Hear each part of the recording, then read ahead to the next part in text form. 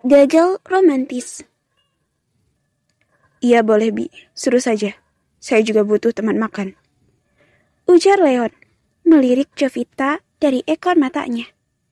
Tetapi wanita cantik itu tidak menghiraukannya. Mata dan pikirannya menatap serius pada lembar koran yang dibaca.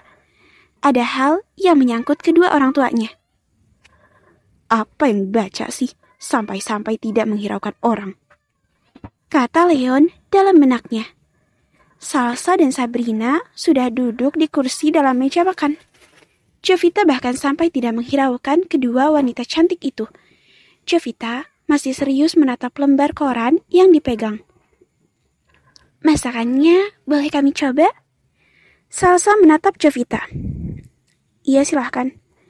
Jawabnya, tapi tidak mengalihkan matanya dari koran yang dibaca. Bahkan, makanan dalam piringnya yang sudah terlanjur ia sendok dalam piringnya, ia anggurkan begitu saja. Ini Om Firman. Kenapa gambarku ada padanya? Gambar ini untuk proyek ayah sebelum ia meninggal. Tapi, kenapa jadi Om Firman yang memegang proyek ini? Apa ada hubungannya dengan kejadian itu? Tanya Jovita, membaca dengan serius baris demi baris tulisan dalam koran. Matanya masih menatap dengan fokus. Wah, masakannya sangat enak. Kamu tidak mau lagi? Boleh kami habiskan? Tanya Sabrina tidak tahu malu. Leon sudah berpura-pura batuk, tetapi tetap saja ia tidak menghiraukannya. Lelang, ini kan barang-barang berharga milik ibu dan barang-barang antik milik ayah. Kenapa masuk ke pelelangan? Tanya Hera lagi. Benny, ada apa denganmu? Apa kamu yang mencuri barang-barang keluargaku? Sejauh mana kamu terlibat dalam masalah ini? Jika ada hubunganmu dengan kejadian yang menimpa keluargaku, sampai mati pun aku tidak akan memaafkanmu. Aku akan mencarimu dengan istrimu, akan memberikan kalian pelajaran. Tunggu saja. Nasi dalam piringnya Jovita benar-benar diabaikan.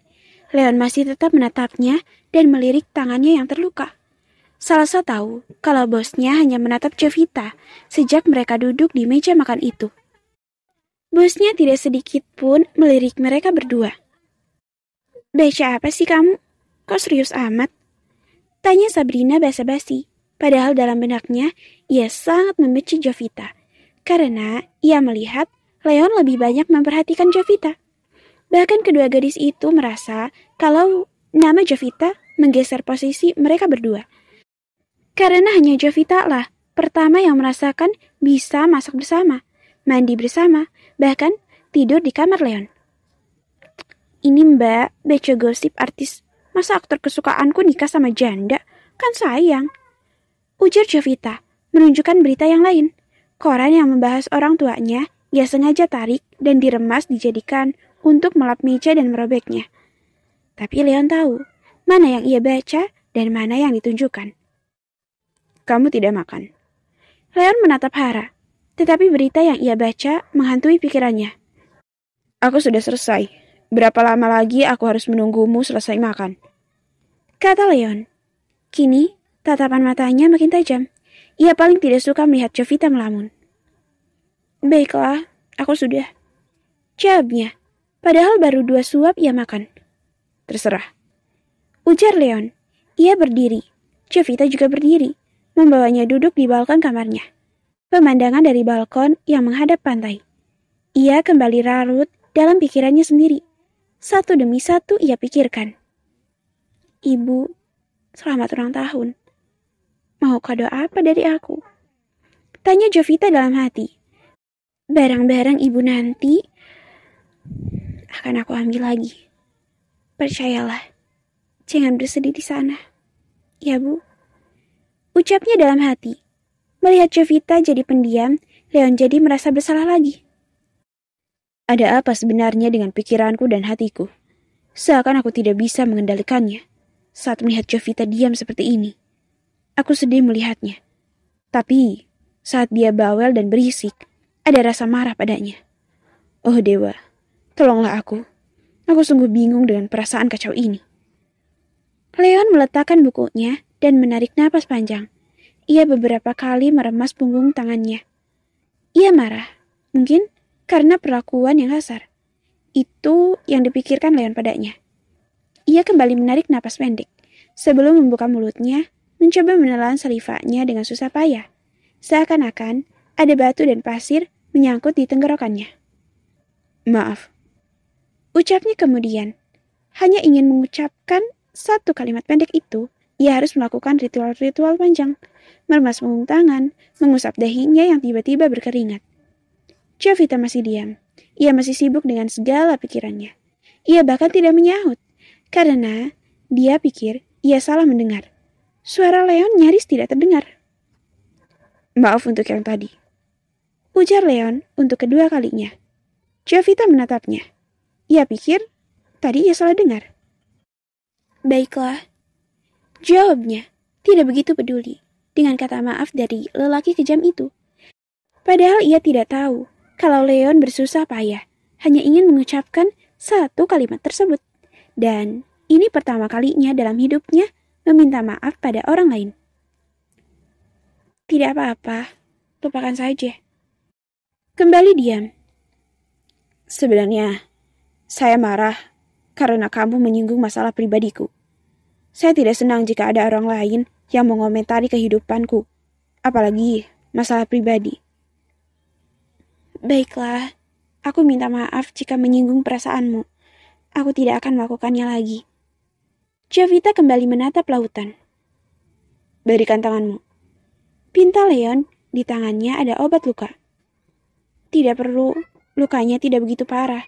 Sudah dipasang plester. Satu hal lagi. Jangan membantah padaku. Ujar Leon.